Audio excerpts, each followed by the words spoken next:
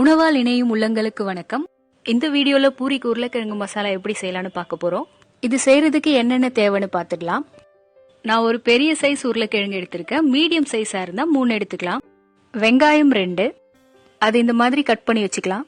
தக்காளி 1, அதையும் கட் பண்ணி வச்சுக்கலாம். அப்புறம் சின்ன துண்டு இஞ்சி, இந்த அளவுக்கு கருவேப்பிலை கொத்தமல்லி எடுத்துக்கலாம். 2 பச்சை மிளகா பெருசா எடுத்திருக்கேன். சின்னதா இருந்தா 3 எடுத்துக்கலாம். அப்புறம் 1/2 டீஸ்பூன் மஞ்சள் தூள். பச்சை மிளகாய், இஞ்சி, கொத்தமல்லியையும் இந்த மாதிரி கட் பண்ணி வச்சுக்கலாம். கடலை பருப்பு 1/2 டீஸ்பூன், உளுத்தம் பருப்பும் கடுகும் ஒரு டீஸ்பூன் எடுத்துக்கலாம். எண்ணெய் 2/2 டீஸ்பூன். அப்புறம் தேவையான அளவு உப்பு. ஸ்டவ் பற்ற வச்சுட்டு குக்கர்ல உருளைக்கிழங்கு பெருசா இருக்கிறதுனால கட் பண்ணி போட்டு மூழ்கிற அளவுக்கு தண்ணி வச்சிருக்கேன். இதை ஒரு விசில் வர வரைக்கும் வேக வச்சுக்கலாம். ஒரு விசிலுக்கு அப்புறம் பிரஷர்ல போனதுக்கு அப்புறம் பாக்குறோங்க, உருளைக்கிழங்கு நல்லா வெந்திருக்கு.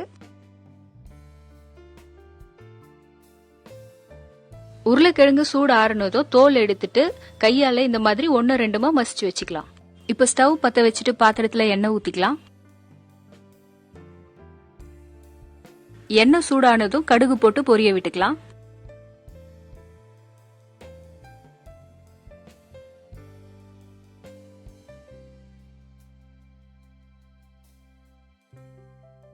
கடுகு பொரிஞ்சதுக்கு அப்புறம் கடலைப்பருப்பு சேர்த்துக்கலாம்.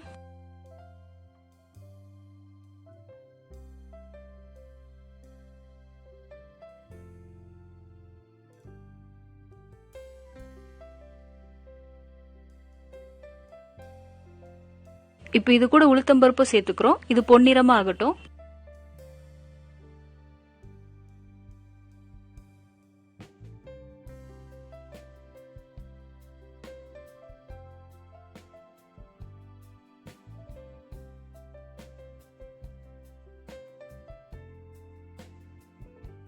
பொன்னிறமா ஆனதுக்கு அப்புறம் கருவேப்பிலை, கட் பண்ணி வச்சிருக்கிற வெங்காயம், பச்சை மிளகாய் சேர்த்துக்கலாம்.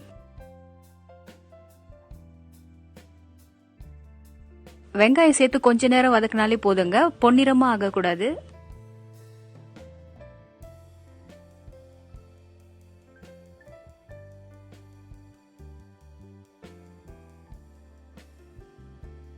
இப்ப இதுல இஞ்சியும் சேர்த்து வதக்கிக்கலாம்.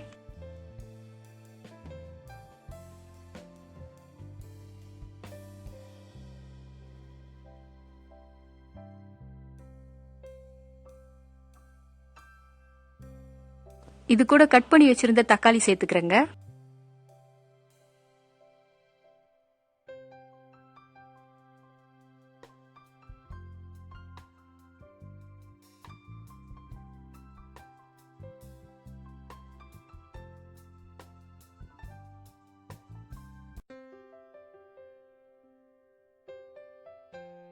தக்காளி இந்த மாதிரி ஓரளவுக்கு வதங்கினதுக்கு அப்புறம் மஞ்சள் தூள் சேர்த்துக்கலாம்.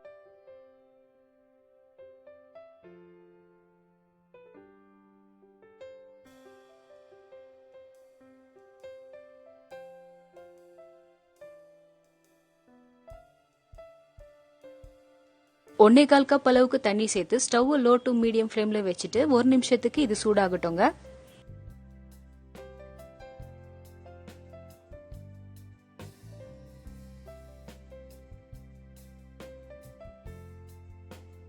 சூடாயிடுச்சு. இப்ப இது கூட உருளைக்கிழங்கு சேர்த்துக்கலாம்.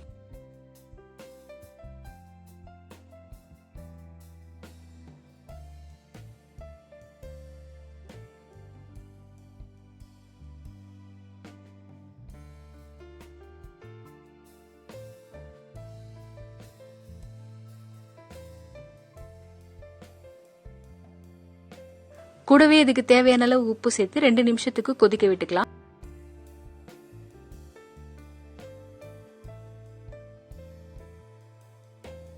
ரெண்டு நிமிஷத்துக்கு அப்புறம் உருளைக்கிழங்கு கொஞ்சமா மசிச்சு விட்டோம்னா இந்த மாதிரி ஓரளவுக்கு திக்காயிடுங்க. இப்ப நறுக்கின கொத்தமல்லி சேர்த்து ஸ்டவ் ஆஃப் பண்ணிடலாம். இந்த உருளைக்கிழங்கு மசாலா பூரி கூட மட்டும் இல்லைங்க, தோசை, சப்பாத்தி கூடவும் நல்லா இருக்கும். நீங்களும் ட்ரை பண்ணி பாருங்க.